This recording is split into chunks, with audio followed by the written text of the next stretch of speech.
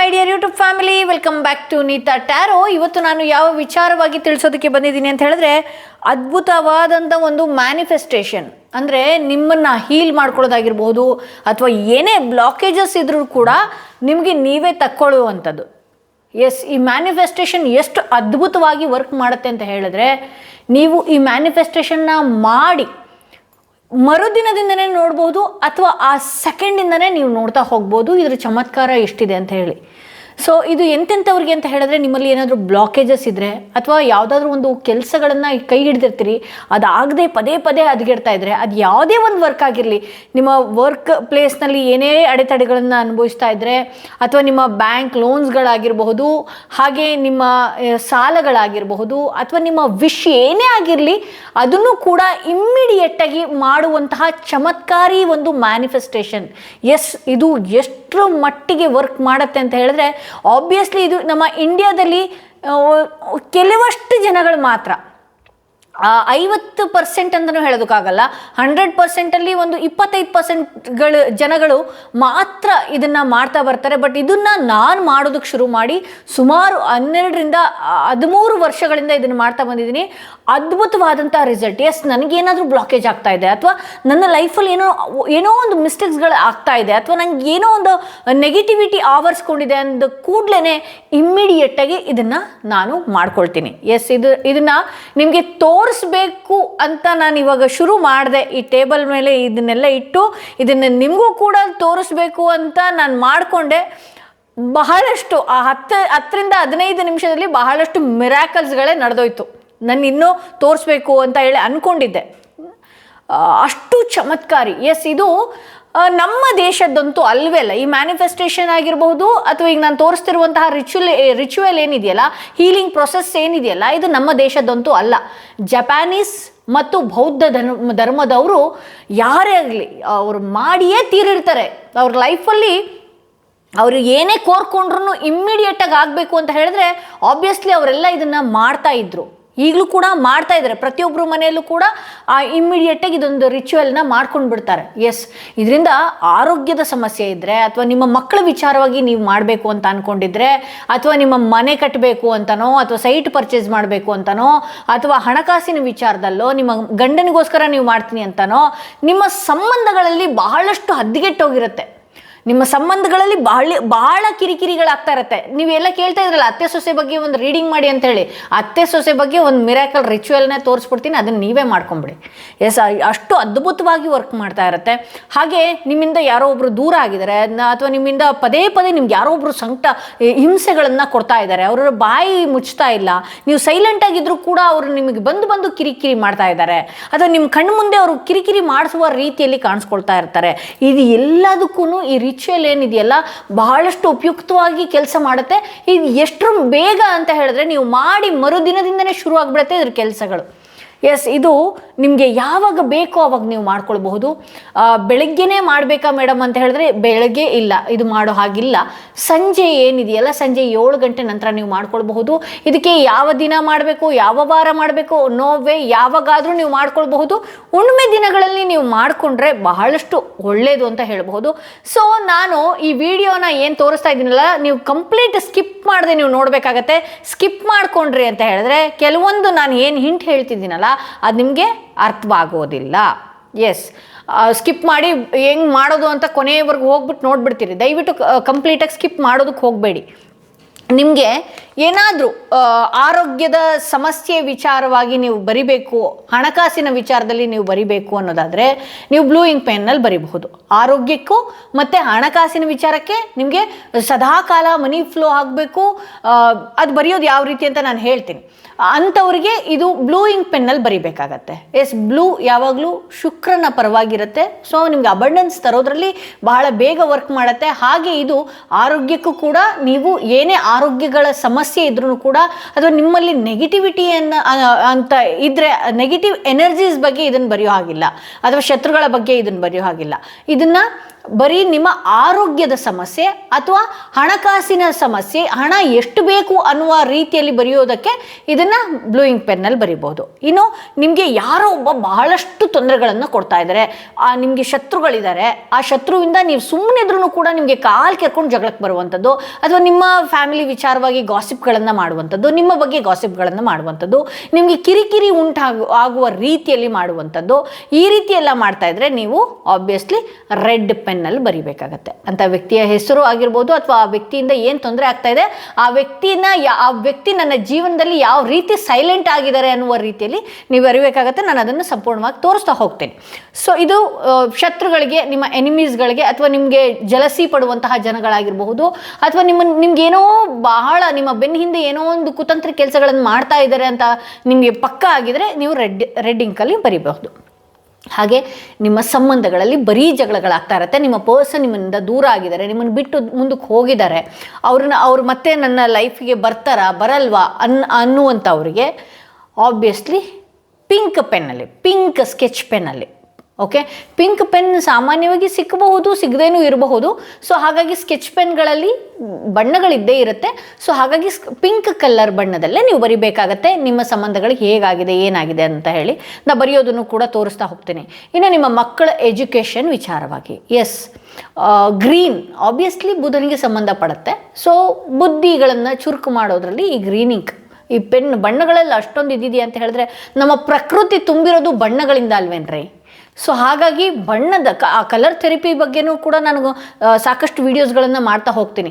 So ನಿಮ್ಮ ಮಕ್ಕಳ ಬುದ್ಧಿವಂತಿಕೆ ವಿಚಾರಕ್ಕೋ, ಅಥವಾ ನಿಮ್ಮ ಮಕ್ಕಳ ಎಕ್ಸಾಮ್ ವಿಚಾರಕ್ಕೋ, ಅಥವಾ ನಿಮ್ಮ ಮಕ್ಕಳ ವಿಚಾರಕ್ಕೆ ಇಂಟರ್ವ್ಯೂಗಳಿಗೋ, ನಿಮ್ಮ ಮಕ್ಕಳ ವಿಚಾರಕ್ಕೆ ನೀವು ಮಾಡೋದಿದ್ರೂ, ಅಥವಾ ಮಕ್ಕಳುಗಳು ನೋಡ್ತಾ ಇದ್ದರೆ ಅವರು ಕೂಡ ಈ ಗ್ರೀನ್ ಇಂಕ್ ಪೆನ್ನಲ್ಲೇ ನೀವು ಬರಿಬೇಕಾಗತ್ತೆ.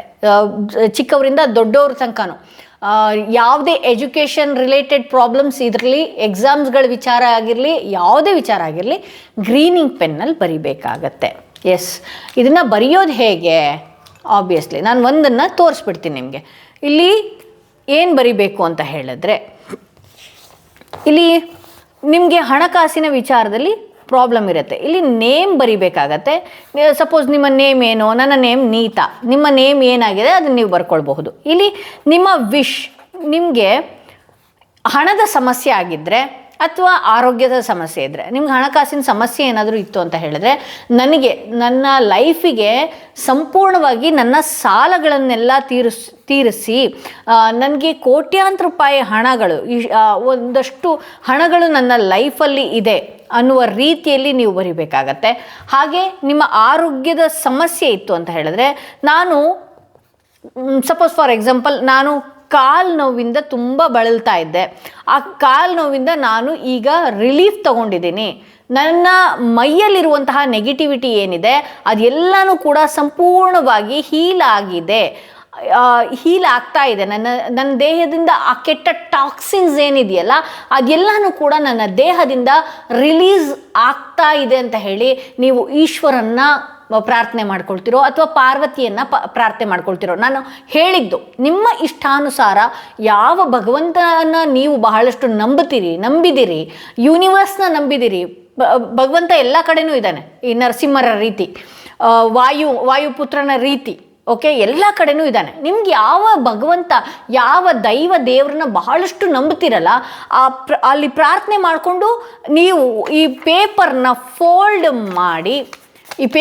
ಫೋಲ್ಡ್ ಮಾಡಿ ಏನು ಮಾಡಬೇಕಾಗತ್ತೆ, ನೀವು ಒಂದಷ್ಟು ಡೀಪ್ ಬ್ರೀತ್, ಒಂದು 5 ನಿಮಿಷ ಕೂತ್ಕೊಂಡು, ಎಸ್, ಇದು ಬಹಳಷ್ಟು ಮಿರಾಕಲ್ ಮಾಡುತ್ತೆ. ಇದನ್ನು ನೀವು ಯಾರೂ ಮಿಸ್ ಮಾಡ್ಕೊಳಕ್ಕೆ ಹೋಗಬೇಡಿ, ಅಥವಾ ಇದನ್ನು ನಾನು ಮಾಡಿಬಿಟ್ಟೆ ನಾಳೆ ಸರಿ ಹೋಗ್ಬಿಡ್ತು ಅಂತ ಹೇಳಿ ಬೇರೆಯವ್ರ ಹತ್ರ ಹೇಳ್ಕೊಳ್ಳೋದಕ್ಕೂ ಹೋಗಬೇಡಿ.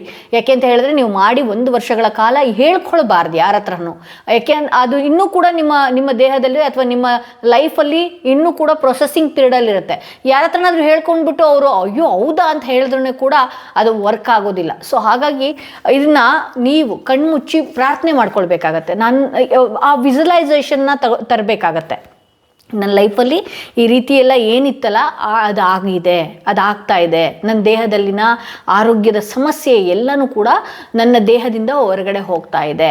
ನನಗೆ ಸಾಕಷ್ಟು ಹಣಗಳನ್ನು, ನಾನು ಮನೇನ ತಗೊಂಡಿದ್ದೀನಿ, ನಾನು ಹಣಕಾಸುಗಳನ್ನು ಮಾಡಿದ್ದೀನಿ, ನನ್ನ ಬ್ಯಾಂಕ್ ಬ್ಯಾಲೆನ್ಸ್ ಇಷ್ಟಿದೆ, ನನ್ನ ಮನೆಯಲ್ಲಿ ನಾನು ತುಂಬ ಲಕ್ಸುರಿಯಾಗಿ ಜೀವನ ಮಾಡ್ತಾ ಇದ್ದೀನಿ, ನಾನು ನೋಡಿದ್ದನ್ನು ತಗೊಳ್ತಾ ಇದ್ದೀನಿ, ಬಯಸಿದ್ದು ಅದಾಗದೇ ನನ್ನ ಲೈಫಲ್ಲಿ ಹರಿದು ಬರ್ತಾ ಇದೆ, ಸಾಕಷ್ಟು ರೀತಿಯಲ್ಲಿ ಇನ್ಕಮ್ ನನ್ನ ಲೈಫಲ್ಲಿ ಬರ್ತಾ ಇದೆ, ನಾನೊಂದು ಬಿಸ್ನೆಸ್ ಮಾಡ್ತಾ ಇದ್ದೀನಿ, ಆ ಬಿಸ್ನೆಸ್ಸಲ್ಲಿ ದೊಡ್ಡ ಮಟ್ಟಕ್ಕೆ ಸಕ್ಸಸ್ನ ಕಂಡುಬಿಟ್ಟೆ, ಆ ಸಕ್ಸಸ್ ಇನ್ನೂ ಬೇರೆ ಬೇರೆ ಐಡಿಯಾಸ್ಗಳು, ನಾನು ಇನ್ನೂ ಏನೇನು ಮಾಡಬೇಕು ಅನ್ನುವಂಥ, ನನ್ನ ಹತ್ರ ಹಣ ಆಲ್ರೆಡಿ ಬಂದುಬಿಟ್ಟಿದೆ, ನಾನು ಇನ್ನೂ ಏನೇನು ಮಾಡಬಹುದು ನನ್ನ ಬಿಸ್ನೆಸ್ಸಲ್ಲಿ, ಇನ್ನೂ ಯಾವ ರೀತಿ ಹೋಗಬೇಕು, ನಾನು ಎಲ್ಲೆಲ್ಲಿ ಹೋಗಬೇಕು, ನಾನು ಫಾರಿನ್ ಟ್ರಿಪ್ ಮಾಡಬೇಕಾ, ನಾನು ಔಟ್ ಆಫ್ ಕಂಟ್ರಿಗೆ ಹೋಗಬೇಕು ಅಂದ್ಕೊಂಡಿದ್ದೀನಿ, ನಾನು ಇಂಥ ಸ್ಥಳಗಳಿಗೆ ಹೋಗಬೇಕು ಅಂದ್ಕೊಂಡಿದ್ದೀನಿ, ಇಂಥ ಪುಣ್ಯಕ್ಷೇತ್ರಗಳಿಗೆ ಹೋಗಬೇಕು ಅಂದ್ಕೊಂಡಿದ್ದೀನಿ, ನನ್ನ ಹತ್ರ ಹಣ ಬಂದಾಗ ನಾನು ಈ ರೀತಿ ಕೆಲವರಿಗೆ ಸಹಾಯಗಳನ್ನು ಮಾಡಿದೆ.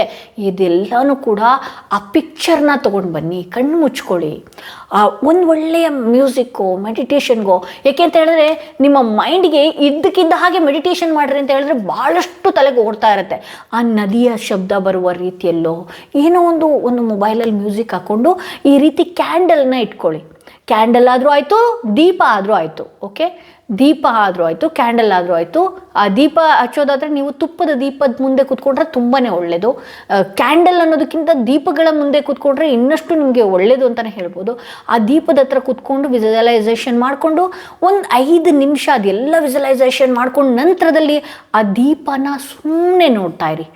ಸುಮ್ಮನೆ ನೋಡಿ, ಬರುತ್ತೆ ನಿಮಗೆ. ಬೆಳಗ್ಗೆ ಬಂದವ್ರದ್ದು, ನಾನು ಹೇಳಿದ್ದು, ಆ ವಿಡಿಯೋದು, ಈ ವಿಡಿಯೋದು, ಪಕ್ಕದ ಮನೆಯವ್ರದ್ದು, ಹಾಲಿಟ್ಟಿದ್ದೀನ ಮನೆಯಲ್ಲಿ, ಗ್ಯಾಸ್ ಆಫ್ ಮಾಡಿದ್ದೀನ, ಕುಕ್ಕರ್ ಆಫ್ ಮಾಡಿದ್ದೀನ, ಅಲ್ಲಿ ಯಾರೋ ಬಂದ್ರ, ಪಕ್ಕದ ಮನೆಯವ್ರು ಕರಿತಿದ್ದಾರ, ಇದೆಲ್ಲನೂ ಬರುತ್ತೆ. ಅದನ್ನ ಇಗ್ನೋರ್ ಮಾಡಿರಿ. ತಲೆಯಲ್ಲಿ 1 ನಿಮಿಷ ಇಗ್ನೋರ್ ಮಾಡಿ ಬಿಸಾಕಿ, ಇನ್ನು 4 ನಿಮಿಷ ಸುಮ್ಮನೆ ಆ ದೀಪನ ಕೂತ್ಕೊಳ್ಳಿ. ಎಲ್ಲ ನೀನು ಮಾಡ್ತಾ ಇದೆಯಾ, ನನ್ನ ಲೈಫಲ್ಲಿ ತರ್ತಾ ಇದೆಯಾ ಅದನ್ನ ಅಂತ ಆ ವಿಜುವಲೈಸೇಷನ್ನ ತೊಗೊಂಡು ಬನ್ನಿ. ಇನ್ನು ಆರೋಗ್ಯದ ಬಗ್ಗೆ ನಾನು ಆರೋಗ್ಯದ ಬಗ್ಗೆನೂ ಕೂಡ ಹೇಳಿದ್ದೀನಿ. ಇಲ್ಲಿ ರೆಡ್ ಪೆನ್ನಲ್ಲಿ ನಿಮ್ಗೆ ಯಾರೋ ತೊಂದರೆ ಕೊಡ್ತಾ ಇದ್ದಾರೆ. ಇಲ್ಲಿ ನಿಮ್ಮ ಹೆಸರು ಏನಿದೆ, ನಿಮ್ಮ ನೇಮ್ ಬರಿಬೇಕಾಗತ್ತೆ. ಇಲ್ಲಿ ವಿಷ್ನ ಬರಿಬೇಕಾಗತ್ತೆ. ಅಂದರೆ ಯಾರಿಂದ ತೊಂದರೆ ಆಯಿತೋ ಅವರ ನೇಮ್ ಕೂಡ ಬರಿಬೇಕಾಗತ್ತೆ. ತೊಂದರೆ ಆದವರ ನೇಮ್, ತೊಂದರೆ ಮಾಡ್ತಿರೋರ ನೇಮ್. ಮೇಡಮ್ ಒಂದಲ್ಲ ಮೇಡಮ್ ಸುಮಾರಿದೆ ಅಂತ ಹೇಳಿದ್ರೆ ನಿಮಗೆ ಪೇಷನ್ಸ್ ಇದ್ದರೆ ಅದೆಲ್ಲನೂ ಬರೀರಿ.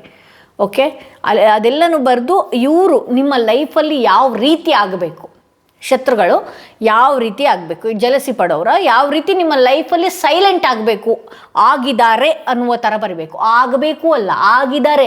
ನನ್ನ ಲೈಫಲ್ಲಿ ಇವರಿಷ್ಟೆಲ್ಲ ತೊಂದರೆಗಳನ್ನು ಕೊಡ್ತಾ ಇದ್ರು, ಇದಕ್ಕಿದ್ದ ಹಾಗೆ ಸೈಲೆಂಟ್ ಆದರು. ಅವ್ರ ಮನೆಗಳಲ್ಲೇ ನನಗೇನು ನೆಗೆಟಿವಿಟಿ ತೋರಿಸ್ತಾ ಇದ್ರು, ಅದು ಅವ್ರ ಲೈಫಲ್ಲಿ ಬೇರೆ ರೀತಿಯಲ್ಲಿ ನೆಗೆಟಿವಿಟಿ ತೋರಿಸ್ತಾ ಇದೆ. ಸೊ ಹಾಗಾಗಿ ಇವರು ನನ್ನ ಹತ್ರ ಬರ್ತಾ ಇಲ್ಲ, ಇವರು ನನ್ನ ಬಗ್ಗೆ ಕಾನ್ಸಂಟ್ರೇಷನ್ ಮಾಡದೇ ಇರೋದಕ್ಕಾಗದೇ ಇರೋಷ್ಟು ಇವ್ರ ಲೈಫಲ್ಲಿ ಬ್ಯುಸಿ ಆಗಿದ್ದಾರೆ. ಇವ್ರ ಲೈಫಲ್ಲೇ ತುಂಬ ಅವ್ರ ಜೀವನದ ಬಗ್ಗೆ ಆ ಕಗ್ಗಂಟನ್ನ ಬಿಡಿಸ್ಕೊಳ್ಳೋದ್ರಲ್ಲೇ ಅವ್ರ ಲೈಫ್ ಹೋಗ್ತಾ ಇದೆ, ಅವ್ರ ಜೀವನ ಸರಿಪಡಿಸ್ಕೊಳ್ಳೋದ್ರಲ್ಲೇ ಅವ್ರ ಜೀವನ ಹೋಗ್ತಾ ಇದೆ. ಇನ್ನು ಮುಂದೆ ಇವರು ನನಗೆ ನನ್ನ ತಂಟೆಗೆ ಬರೋದಕ್ಕೆ ಆಗೋದೇ ಇಲ್ಲ ಅನ್ನುವ ರೀತಿಯಲ್ಲಿ ಕಂಪ್ಲೀಟಾಗಿ ಬರಿಬೇಕಾಗತ್ತೆ. ಇದನ್ನು ಕೂಡ ಅದೇ ರೀತಿಯಲ್ಲಿ ಮಡಚಬೇಕು, ಹಾಗೇನೆ ವಿಜುವಲೈಸೇಷನ್ ಮಾಡಬೇಕು, ಇಡಬೇಕಾಗತ್ತೆ. ಇನ್ನು ಮಕ್ಕಳ ವಿಚಾರದಲ್ಲಿ, ಎಜುಕೇಷನ್ ವಿಚಾರದಲ್ಲಿ ನಿಮ್ಮ ಮಗುವಿನ ಹೆಸರೋ ಅಥವಾ ನೀವೇ ಸಫರ್ ಪಡ್ತಾ ಇದ್ದರೆ ನಿಮ್ಮ ಹೆಸರು ಇದನ್ನು ಬರಿಬೇಕಾಗತ್ತೆ.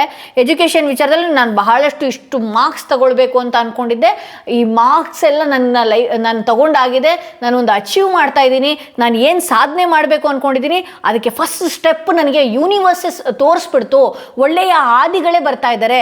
ನನ್ನ ಲೈಫ್ ವಿಟಿಯಲ್ಲಿ, ನನ್ನ ಲೈಫ್ ಜರ್ನಿಯಲ್ಲಿ ಏನಿದೆಯಲ್ಲ, ನನ್ನ ಲೈಫ್ ಜರ್ನಿಯಲ್ಲಿ ನಾನು ಮುಂದೆ ಹೋಗೋದಕ್ಕೆ, ನನ್ನ ಸಾಧನೆ ಮಾಡೋದಕ್ಕೆ ಯಾರೆಲ್ಲ ನನಗೆ ಪರಿಚಯ ಆಗಬೇಕು, ನನ್ನ ಸಾಧನೆ ಹಾದಿಗೆ ಅಥವಾ ನನಗೆ ಒಳ್ಳೊಳ್ಳೆ ಐಡಿಯಾಸ್ ಕೊಡೋದಕ್ಕೆ ಅಥವಾ ನನ್ನನ್ನು ಇನ್ನಷ್ಟು ಬುದ್ಧಿವಂತರನ್ನ ಮಾಡೋದಕ್ಕೆ ಯಾರು ಬರಬೇಕೋ ಅವರೆಲ್ಲ ನನ್ನ ಲೈಫಲ್ಲಿ ಬಂದಿದ್ದಾರೆ, ನನಗೆ ಒಳ್ಳೆಯ ದಾರಿ ತೋರಿಸ್ತಾ ಇದ್ದಾರೆ.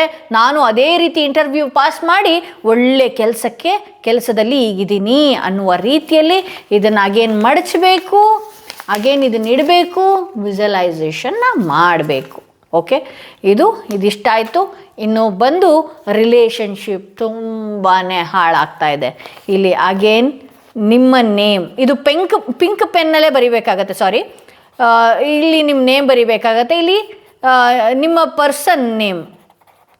ಓಕೆ, ಇಲ್ಲಿ ನಿಮ್ಮ ಪರ್ಸನ್ ನೇಮ್ನ ಬರಿಬೇಕಾಗತ್ತೆ. ಓಕೆ, ನಿಮ್ಮ ಪರ್ಸನ್ ಈ ರೀತಿ ನನ್ನ ಜೀವನದಿಂದ ಯಾರೋ ಮೂರನೇ ವ್ಯಕ್ತಿಗಳು ಬಂದು ನಮಗೆ ತೊಂದರೆ ಕೊಡ್ತಾ ಇದ್ರು, ಅವ್ರು ನನ್ನನ್ನು ಇದಕ್ಕಿದ್ದ ಹಾಗೆ ಇಗ್ನೋರ್ ಮಾಡ್ತಾ ಇದ್ರು, ನಾನು ಬೇಡ ಅನ್ನುವ ರೀತಿಯಲ್ಲಿ ಈ ವ್ಯಕ್ತಿ ಹೋಗಿದ್ರು. ಬಟ್ ಆದರೆ ಈ ವ್ಯಕ್ತಿನೇ ನಾನೇ ಬೇಕು, ನಾನಿಲ್ಲ ಅಂದರೆ ಜೀವನನೇ ನಡೀತಾ ಇಲ್ಲ ಅನ್ನುವ ರೀತಿಯಲ್ಲಿ ಚಡಪಡಿಕೆ ಶುರುವಾಗ್ತಾ ಇದೆ ಆ ವ್ಯಕ್ತಿಗೆ. ಆ ವ್ಯಕ್ತಿಗೆ ನನ್ನ ಕಾಲ್ ಆಗಿರಲಿ ಅಥವಾ ನಾನು ಸೈಲೆಂಟಾಗಿ ಇರೋದನ್ನ ನೋಡಿ ಆ ವ್ಯಕ್ತಿ ತಡ್ಕೊಳ್ಳೋದಕ್ಕೆ ಆಗ್ತಾ ಇಲ್ಲ. ಆ ವ್ಯಕ್ತಿಗೆ ನಾನು ಬೇಕು ಅನ್ನೋದಕ್ಕೆ ಬಹಳಷ್ಟು ಈ ವ್ಯಕ್ತಿ ಒಂದಷ್ಟು ಚಡಪಡಿಕೆಗಳನ್ನು ಮಾಡ್ಕೊಳ್ತಾ ಇದ್ದಾರೆ. ಈ ವ್ಯಕ್ತಿಗೆ ನಿದ್ದೆನೇ ಸರಿಯಾಗಿ ಬರ್ತಾ ಇಲ್ಲ. ನಮ್ಮಿಬ್ಬರ ಸಂಬಂಧ ತುಂಬಾ ಚೆನ್ನಾಗಿ ಆಗ್ತಾ ಇದೆ. ಈ ಹಿಂದೆ ಇರೋದಕ್ಕಿಂತ ಇನ್ನು ಮುಂದೆ ನಮ್ಮ ಸಂಬಂಧ ಬಹಳಷ್ಟು ಚೆನ್ನಾಗಿ ಒಂದು ಒಳ್ಳೆಯ ಬಾಂಡಿಂಗ್ ಬೆಳೀತಾ ಇದೆ. ನನ್ನ ಮಾತುಗಳನ್ನು ಮಿಸ್ ಮಾಡ್ಕೊಳ್ತಾ ಇದ್ದಾರೆ ಅಥವಾ ನನ್ನನ್ನು ಮಿಸ್ ಮಾಡ್ಕೊಳ್ತಾ ಇದ್ದಾರೆ. ಇನ್ನು ಕೆಲವೇ ದಿನಗಳಲ್ಲಿ ಇವ್ರ ಕಾಂಟ್ಯಾಕ್ಟ್ ಬರುತ್ತೆ, ನಾವಿನ್ನೆಲ್ಲನೂ ಚೆನ್ನಾಗಿದ್ದೀವಿ ಅನ್ನುವ ರೀತಿಯಲ್ಲಿ ಬರಿಬೇಕಾಗತ್ತೆ. ಥರ್ಡ್ ಪಾರ್ಟಿ ಏನಾದರೂ ಬಂದಿತ್ತು ಅಂತ ಹೇಳಿದ್ರೆ ಇವರು ದೂರ ಆಗೇ ಹೋಗ್ಬಿಟ್ರು ಅನ್ನುವ ರೀತಿಯಲ್ಲಿ ಇದನ್ನು ಮಡಿಸ್ಬೇಕಾಗತ್ತೆ. ಅಗೇನ್ ನೀವು ಅದೇ ರೀತಿ ಒಂದು ದೀಪದ ಮುಂದೆನೋ ಇನ್ನೊಂದು ವಿಜುವಲೈಸೇಷನ್ನ ಮಾಡಬೇಕಾಗತ್ತೆ. ಓಕೆನಾ, ಇದು ಒಬ್ಬೊಬ್ಬರು ವಿಚಾರವಾಗಿ ಈ ರೀತಿ ನಾನು ಎಲ್ಲ ತಗೊಂಡಿದ್ದೀನಿ. ಓಕೆನಾ, ನೀವು ಯಾವುದನ್ನು ಯಾವ ರೀತಿ ಬರ್ಕೊಂಡಿರ್ತೀರಲ್ಲ, ಮೇಡಮ್ ಒಂದು 10-15 ಇದೆ, 15 ಮಾಡಿಬಿಡೋದು ಅಂತ ಹೇಳಿದ್ರೆ ನೋವೇ. ಇದನ್ನು ನಿಮಗೆ ತೋರಿಸೋದಕ್ಕೆ ಅಂತ ಮಾಡಿದ್ದು. ನೀವೇನು ಮಾಡಬೇಕಾಗತ್ತೆ, 7 ದಿನ ಇಂಥ ವಿಚಾರಕ್ಕೆ ಮಾಡಿದ್ರೆ ಇನ್ನು 7 ದಿನ ಬೇರೆ ವಿಚಾರಕ್ಕೆ ಮಾಡಬೇಕಾಗತ್ತೆ. ನೀವು ಮಾಡಿದ್ದು ಮೇಡಮ್ ಮಾಡಿ ತೆಗೆದುಬಿಟ್ಟೆ ನಾನು ಅದು ಆಗೋದಿಲ್ವಾ ಅಂತ ಹೇಳಿದ್ರೆ ನೋವೇ. ನೀವು ಪಾಸ್ ಮಾಡಿಬಿಟ್ಟಿದ್ದೀರಿ, ಯೂನಿವರ್ಸಿಗೆ ಸಬ್ಕಾನ್ಷಿಯಸ್ ಮೈಂಡಿಗೆ ನೀವು ಪಾಸ್ ಮಾಡಿದ್ದೀರಿ. ಅದು ಪ್ರೊಸೆಸಿಂಗ್ ಪೀರಿಯಡಲ್ಲಿ ಇರುತ್ತೆ, ಅದು ಅದೇ ಮಾಡ್ತಾ ಇರುತ್ತೆ. ಅದು ನೀವು ಮಾಡಿದ ಕ್ಷಣದಿಂದನೇ ವರ್ಕ್ ಮಾಡೋದಕ್ಕೆ ಶುರು ಆಗುತ್ತೆ. ಹಾಗಿದ್ರೆ ಇದನ್ನೇನು ಮಾಡಬೇಕು ನಾನು ಅನ್ನುವ ರೀತಿಯಲ್ಲಿ ನೀವು ಕೇಳ್ತಾ ಹೋದರೆ ಎಸ್, ಇದನ್ನು ನೀವು ಇಟ್ಕೊಳ್ಬೇಕಾಗತ್ತೆ. ನಂತರದಲ್ಲಿ ನೀವು ಒಂದು ಗ್ಲಾಸ್ ಬಾಟಲ್ನ ತೊಗೊಳ್ಬೇಕಾಗತ್ತೆ, ಗಾಜಿನ ಬಾಟಲಿಯನ್ನೇ ತೊಗೊಳ್ಬೇಕಾಗತ್ತೆ. ಎಸ್, ಪ್ಲಾಸ್ಟಿಕ್ ತೊಗೊಳ್ಬೋದಾ ಅಥವಾ ಮೆಟಲಿಂದ ಯಾವುದೋ ಬೇರೆದಿದೆ, ಹಿತ್ತಾಳೆದಿದೆ, ತಾಮ್ರದ್ದಿದೆ, ಬೆಳ್ಳಿದಿದೆ, ಚಿನ್ನದ್ದಿದೆ, ನೋವೇ. ಈ ಗಾಜಿಂದೇ ಆಗಬೇಕು, ಟ್ರಾನ್ಸ್ಪರೆಂಟಾಗಿ ಹಿಂಗೆ ಇರಬೇಕು. ಓಕೆ, ಇದಕ್ಕೆ ನೀವು ಏನು ಮಾಡಬೇಕಾಗತ್ತೆ, ಇದಕ್ಕೆ ನೀವು ನೀರನ್ನು ಫಿಲ್ ಮಾಡಬೇಕಾಗತ್ತೆ.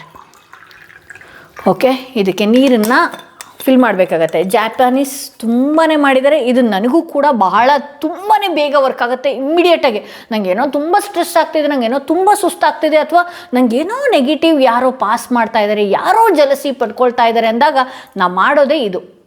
ನೀವು ಕೂಡ ಇದನ್ನು ಮಾಡಿ ಅಂತ ಹೇಳ್ಬೋದು. ಸೊ ಅಗೇನ್ ಏನಾಗತ್ತಲ್ವಾ, ಅಗೇನ್ ನೀವು ಇದನ್ನು ಏನು ಮಾಡಬೇಕು ಅಂತ ಹೇಳಿದ್ರೆ, ನಿಮಗೆ crystal salt, pink Himalayan salt ಅಂತ ಹೇಳ್ತೀವಿ, ಇದಕ್ಕೆ ಪಿಂಕ್ ಸಾಲ್ಟ್ ಅಂತಲೂ ಕರಿತೀವಿ. ಇದೇ ಸಾಲ್ಟೇ ಆಗಿರಬೇಕು.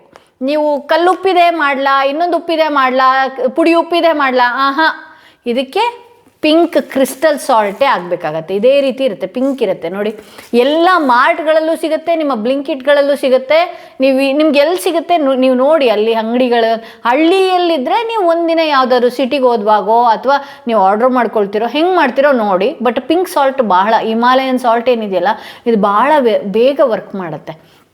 ಸೊ ನೀವು ಇದನ್ನೇನು ಮಾಡಬೇಕಾಗತ್ತೆ, 5 ಬಾರಿ ಹಾಕಬೇಕಾಗತ್ತೆ. ನೀವು ಇದನ್ನು ಹಾಕುವಾಗೇ ಯಾವ ವಿಚಾರವಾಗಿ ಇಲ್ಲಿ ಬರೆದಿರ್ತೀರಲ್ಲ, ಇದಾಗ್ತಾ ಇದೆ ನನ್ನ ಜೀವನದಲ್ಲಿ, ಇದಾಗಿದೆ, ಇದು ಕೊಟ್ಟಿದ್ದಕ್ಕೆ ಕೃತಜ್ಞತೆಗಳು, ಇದು ಕೊಟ್ಟಿದ್ದಕ್ಕೆ ಬಹಳ ಥ್ಯಾಂಕ್ಸ್ ಅನ್ನುವ ರೀತಿಯಲ್ಲಿ 1 by 1 ಸ್ಪೂನ್ ಹಾಕಬೇಕಾಗತ್ತೆ. ಎಷ್ಟು ಬಾರಿ ಹಾಕಬೇಕಾಗತ್ತೆ, ಪ್ರತಿ ಬಾರಿನೂ ಹೇಳಿಕೊಂಡು ಆ ವಿಜುವಲೈಸೇಷನ್ನ ಪಿಕ್ಚರ್ನ ತೊಗೊಂಡು ಆಗಿದೆ ಅನ್ನುವ ರೀತಿಯಲ್ಲಿ ನೀವೇನು ಕೋರ್ಕೊಂಡಿದ್ದೀರಲ್ವ, ಅದನ್ನು ಒಂದೊಂದು ಸ್ಪೂನ್ ಹಾಕಿದಾಗ್ಲೂ ಕೂಡ, ಏನಾದರೂ ಮರ್ತಿದ್ರೂ ಕೂಡ ಎಲ್ಲನೂ ಅದಕ್ಕೆ ತಂದು ಹಾಕಿ.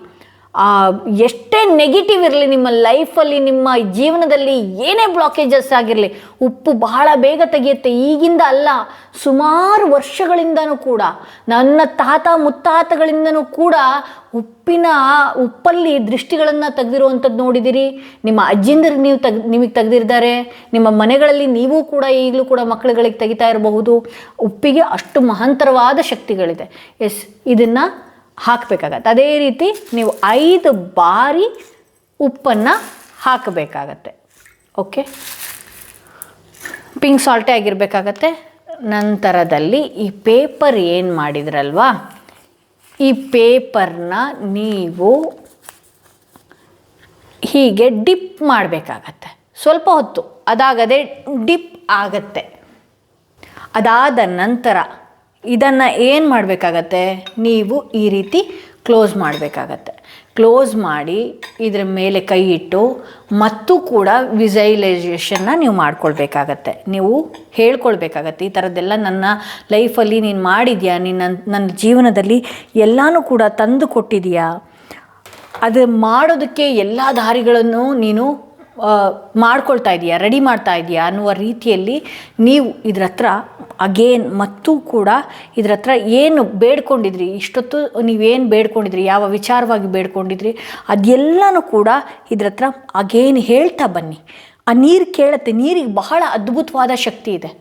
ಆ ನೀರು ಎಲ್ಲನೂ ಕೂಡ ಅಬ್ಸರ್ವ್ ಮಾಡ್ಕೊಳ್ಳುತ್ತೆ. ನಿಮ್ಮಲ್ಲಿ ಏನಾದರೂ ನೆಗೆಟಿವ್ ಇತ್ತು ಅಂತ ಹೇಳಿದ್ರೆ ಅದು ಕೂಡ ಅಬ್ಸರ್ವ್ ಮಾಡ್ಕೊಳ್ಳುತ್ತೆ. ಅದಕ್ಕೆ ನಿಮ್ಮಲ್ಲಿ ಏನಾದರೂ ನೆಗೆಟಿವ್ ಇದ್ದರೆ ಅದನ್ನು ಕೂಡ ಓಪನ್ ಆಗಲಿ ಅಂತ ಹೇಳಿ ಅದೆಲ್ಲ ಆ ಟಾಕ್ಸಿನ್ಸ್ ಎಲ್ಲ ಹೊರಗಡೆ ಬರಲಿ ಅಂತಲೇ ಫಸ್ಟು ನಾನು ನಿಮ್ಮ ಹೆಸರು ಬರೆಸಿರ್ತೀನಿ.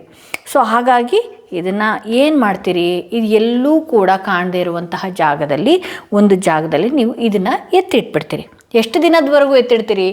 7 ದಿನದವರೆಗೂ ಕೂಡ ಇದು ಒಂದು ಜಾಗದಲ್ಲಿ ಎತ್ತಿಡ್ತೀರಿ. ಎತ್ತಿಟ್ಟ ನಂತರದಲ್ಲಿ 7 ದಿನ ಆಗಿರುತ್ತೆ. ಸಪೋಸ್ ನೀವು ಸ್ಯಾಟರ್ಡೆ ಮಾಡಿದ್ರಿ, ಸ್ಯಾಟರ್ಡೆಯಿಂದ ಫ್ರೈಡೇವರೆಗೂ ನೀವು ಇಡಬೇಕಾಗತ್ತೆ. ಓಕೆ, ಫ್ರೈಡೆಯ ಸಂಜೆ ಏನಿದೆಯಲ್ಲ, ಯಾರು ಓಡಾಡದೇ ಇರುವಂತಹ ನಿರ್ಜಲ ಪ್ರದೇಶ ಅಥವಾ ಯಾರು ಎಲ್ಲೂ ತುಳಿದೇ ಇರುವಂತಹ ಪ್ರದೇಶದಲ್ಲಿ ಭೂಮಿ ಒಳಗಡೆ ಇದನ್ನು ಹಾಕಬೇಕಾಗತ್ತೆ. ಅಂದರೆ ಮದರ್ ಅರ್ತಿಗೆ, ತಾಯಿ ಭೂದೇವಿಗೆ ನೀವು ಹೇಳಿಬಿಟ್ಟು ಹಾಕಬೇಕಾಗತ್ತೆ. ಎಲ್ಲನೂ ಕೊಟ್ಟಿದೆಯಾ ತಾಯಿ ನನಗೆ, ಅದು ಸರಿ ಮಾಡೋದಕ್ಕೆ ಎಲ್ಲ ದಾರಿಗಳನ್ನು ತರ್ತಾ ಇದೆಯಾ ನೀನು ಅಂತ ಹೇಳಿ ಭೂದೇವಿ. ಇವರೆಲ್ಲ ನಮಗೆ ಕಣ್ಣಿಗೆ ಕಾಣುವ ದೇವರುಗಳು. ಸೂರ್ಯ ಆಗಿರ್ಬೋದು, ಭೂಮಿ ಆಗಿರಬಹುದು, ಇವರೆಲ್ಲ ನಮಗೆ ಕಣ್ಣಿಗೆ ಕಾಣಿಸ್ತಾ ಇದ್ದಾರೆ. ಪ್ರಕೃತಿ ಆಗಿರ್ಬೋದು, ಗಾಳಿ ಆಗಿರ್ಬೋದು, ಇವರೇ ದೇವರುಗಳು. ಕಿರೀಟ ಹಾಕ್ಕೊಂಡು ಬರ್ತಾನೆ, ಇನ್ನೊಂದು ಹಾಕ್ಕೊಂಡು ಬರ್ತಾನೆ, ಅದೆಲ್ಲ ದೇವ್ರುಗಳು. ಇವರೇ ದೇವ್ರುಗಳು. ಇವರಲ್ಲೇ ನಾವು ಹನುಮರನ್ನ ಕಾಣ್ತೀವಿ, ಇವರಲ್ಲೇ ನಾವು ರಾಯರನ್ನ ಕಾಣ್ತೀವಿ, ಗುರುಗಳನ್ನು. ಒಂದೊಂದು ಎನರ್ಜಿ ಒಂದೊಂದಕ್ಕೆ ಇರುತ್ತೆ. ಓಕೆನಾ? ವಾಯು ತತ್ವದಲ್ಲಿರುತ್ತೆ, ಭೂತತ್ವದಲ್ಲಿರುತ್ತೆ, ಅಗ್ನಿ ತತ್ವದಲ್ಲಿರುತ್ತೆ, ಆಕಾಶದಲ್ಲಿರುತ್ತೆ. ಓಕೆ, ಇವ್ರುಗಳೇ ನಮಗೆ ದೇವರುಗಳು. ಓಕೆನಾ? ಇದನ್ನು ನೀವು ಭೂದೇವಿಗೆ ಅರ್ಪಿಸ್ಬೇಕಾಗತ್ತೆ. ಅರ್ಪಿಸಿದ ನಂತರದಲ್ಲಿ ನೀವು ನೋಡಬಹುದು ಅದಾಗದೇ ಎಲ್ಲ ರಿಲೀಸ್. ಇದು ಇಟ್ಟಾಗಲೇ ನಿಮ್ಮ ಲೈಫಲ್ಲಿ ಎಲ್ಲನೂ ಕೂಡ ರಿಲೀಸ್ ಮಾಡ್ತಾನೇ ಇರುತ್ತೆ. ನಿಮ್ಮ ಜೀವನದಲ್ಲಿ ಸಡನ್ ಲಕ್ ಕ್ರಿಯೇಟ್ ಆಗ್ಬೋದು. ನಿಮ್ಮ ಸಂಬಂಧಗಳು ಡಿಸ್ಕನೆಕ್ಟ್ ಆಗಿದ್ದರೆ ಅದಾಗದೇ ಬರುವಂಥದ್ದು. ಎಜುಕೇಷನಲ್ಲಿ ಇದ್ದಕ್ಕಿದ್ದ ಹಾಗೆ ಮಕ್ಕಳಿಗೆ ಓದುವಂತಹ ಚೈತನ್ಯ ಬರುವಂಥದ್ದು. ನಿಮ್ಮ ಮನೆಗಳಲ್ಲಿ ಯಾರಾದರೂ ದುಷ್ಟರ ರೀತಿಯಲ್ಲಿ ಏನೋ ಒಂದು ಮಾಡಬೇಕು ಅಂತ ತುಂಬ ತಲೆ ಕೆಡಿಸ್ಕೊಂಡು ಓಡಾಡುವಂಥವ್ರಿಗೆ ಅವ್ರ ಜೀವನದಲ್ಲೇ ಬೇಜಾನ್ ಕೆಲಸಗಳು ಕೊಟ್ಬಿಡುತ್ತೆ. ಸೊ ಇದು ಇವತ್ತಿನ ವಿಡಿಯೋ ಆಗಿತ್ತು. ಯಾರಿಗೆಲ್ಲ ಯೂಸ್ ಆಗಿದೆ ದಯವಿಟ್ಟು ಕಮೆಂಟ್ ಬಾಕ್ಸ್ನಲ್ಲಿ ತಿಳಿಸಿ. ಯಾರೆಲ್ಲ ಈ ಟೆಕ್ನಿಕ್ನ ಏನಾದರೂ ನೀವು ಮಾಡಿದರೆ, ಜಪಾನೀಸ್ ಟೆಕ್ನಿಕ್ ಇದು ಬುದ್ಧಿಸಮ್, ಬೌದ್ಧ ಧರ್ಮದಲ್ಲಂತೂ ಬಹಳಷ್ಟು ಜನಗಳನ್ನು ಮಾಡ್ತಾರೆ. ಸೊ ನಾನಂತೂ ಇದು 12 ವರ್ಷಗಳಿಂದ ಮಾಡ್ತಾ ಇದ್ದೀನಿ. ಯಾರೆಲ್ಲ ಈ ಟೆಕ್ನಿಕ್ನ ಟ್ರೈ ಮಾಡ್ತೀರಿ ದಯವಿಟ್ಟು ಕಮೆಂಟ್ ಬಾಕ್ಸ್ನಲ್ಲಿ ತಿಳಿಸಿ ಅಂತ ಹೇಳ್ತಾ ಈ ವಿಡಿಯೋನ ಎಲ್ಲಿಗೆ ಮುಗಿಸ್ತಾ ಇದ್ದೀನಿ. ಮತ್ತಷ್ಟು ವಿಡಿಯೋದೊಂದಿಗೆ ನಾನು ನಿಮ್ಮನ್ನು ಭೇಟಿ ಆಗ್ತೀನಿ.